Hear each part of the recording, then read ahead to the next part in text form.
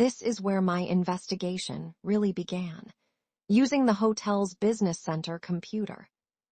I started doing deep dives into every piece of information I could find. I searched Jake's name combined with Ashley's name on Facebook, Instagram, LinkedIn, every platform I could think of. What I found made my blood run cold. Ashley Morrison was a 26-year-old real estate agent from Denver, Colorado.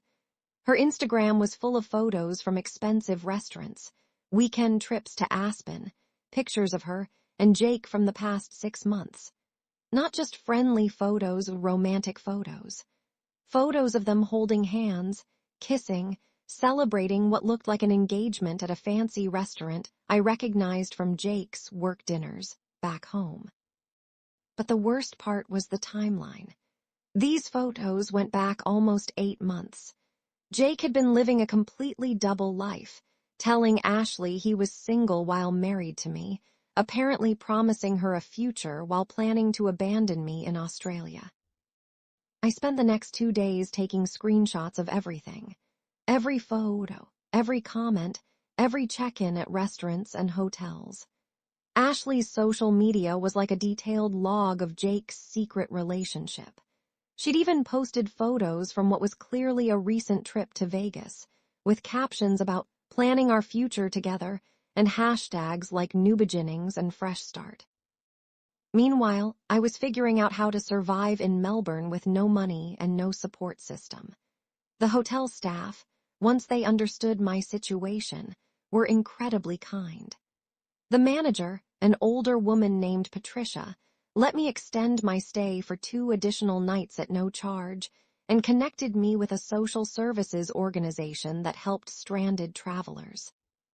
They provided me with a temporary phone, access to legal advice, and most importantly, help contacting the Australian Federal Police. The police were amazing. They took my report seriously, documented all the evidence I'd collected, and helped me understand my options. Abandoning a spouse in a foreign country isn't just morally wrong in many jurisdictions, it's actually illegal, especially when combined with financial fraud and identity theft. They connected me with officers back in Arizona who could start building a case on the American side. But I wasn't done with my own investigation. Using Ashley's social media posts, I was able to piece together Jake's entire scheme. He'd been planning this for months, not just the abandonment, but a complete disappearance from his old life. He'd already transferred money to new accounts, applied for a new job in Denver using Ashley's address, even started the process of legally changing his name. The Australia trip wasn't a honeymoon for us. It was meant to be his alibi while he finalized his new identity. According to Ashley's posts, Jake had told her he was going to Australia to close out some business dealings before starting fresh with her. She had no idea he was married. She had no idea he'd brought his wife along and then abandoned her. That's when I decided Ashley needed to know the truth. I created a detailed packet of evidence. Screenshots of our wedding photos from Jake's Facebook account, copies of our marriage certificate, bank statements showing the joint accounts he'd drained, hotel confirmations and flight records proving he'd brought me to Australia. Then I compiled all of Ashley's own social media posts showing her relationship with my husband, organized by date to show the overlap. I sent it all to Ashley through Instagram DM with a message that said, "Hi Ashley, my name is Sarah and I'm Jake's wife. I'm currently stranded in Melbourne, Australia, where he abandoned me 3 days ago. I think you and I need to talk." She responded within an hour. Ashley was horrified, completely, genuinely horrified. She'd had no idea Jake was married, no idea about the financial fraud, no idea that his business trip to Australia involved abandoning his wife. She thought she was in love with a single entrepreneur who was ready to start a life with her. Instead, she'd been dating a con artist who was using her as his escape plan. But Ashley was also smart, and she was angry. Within 24 hours, she'd confronted Jake, recorded the conversation, and discovered that I wasn't his only victim. Jake had been running similar schemes with at least 2 other women, promising each of them a future while systematically draining resources from his existing relationships. Ashley became my ally. She helped me track down Jake's location in Denver, provided bank account information that helped the police trace the stolen money, and most importantly, she agreed to cooperate with law enforcement on both sides of the Pacific. The Australian Social Services Organization helped me get emergency travel documents and a flight home, funded by a victim assistance program. By the time I landed in Phoenix 5 days later, Jake had already been arrested in Denver on charges of financial fraud, identity theft, and spouse abandonment. But the real satisfaction came 3 weeks later. Ashley had been documenting everything since our first conversation, including Jake's attempts to convince her that I was lying, that I was some crazy ex who was stalking him, that their love was real and I was just trying to destroy it. She recorded hours of these conversations, in which Jake revealed not just the extent of his fraud, but his complete lack of remorse. The police used these recordings, combined with the financial evidence and my documentation from Australia, to build a case that resulted in Jake pleading guilty to multiple felonies.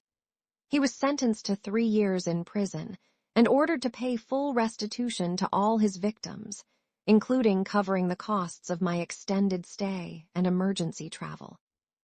But here's the twist that made all of this worth it. Ashley took the evidence we'd collected together and created a detailed social media post exposing Jake's entire scheme. Not for revenge, for protection. She wanted to warn other women who might encounter him in the future, and she wanted to show people the warning signs of this kind of manipulative behavior. Her post went viral, not in a cruel way, but in an educational way.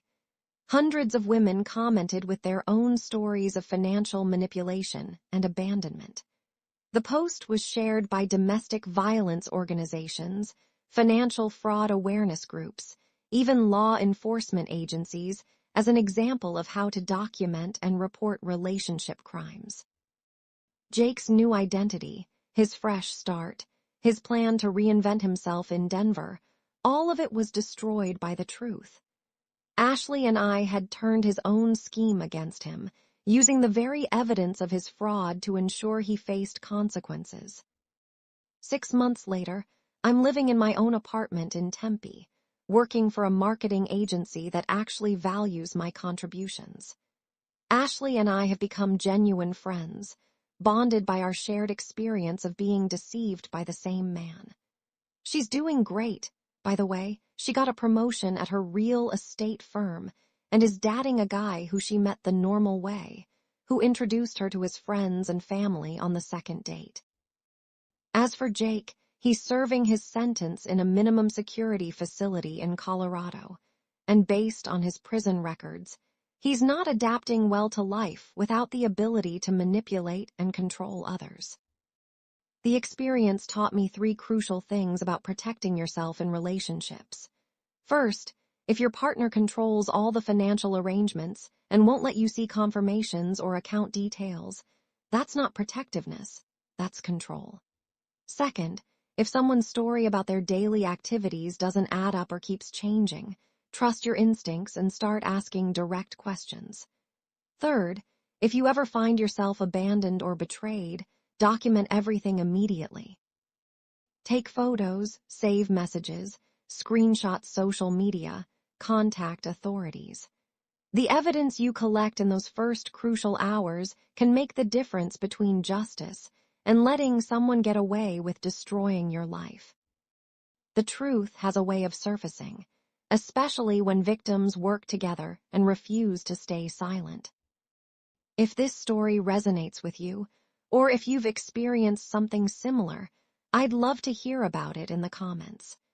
Hit subscribe if you want to hear more stories about turning the tables on people who think they can manipulate and abandon others without consequences.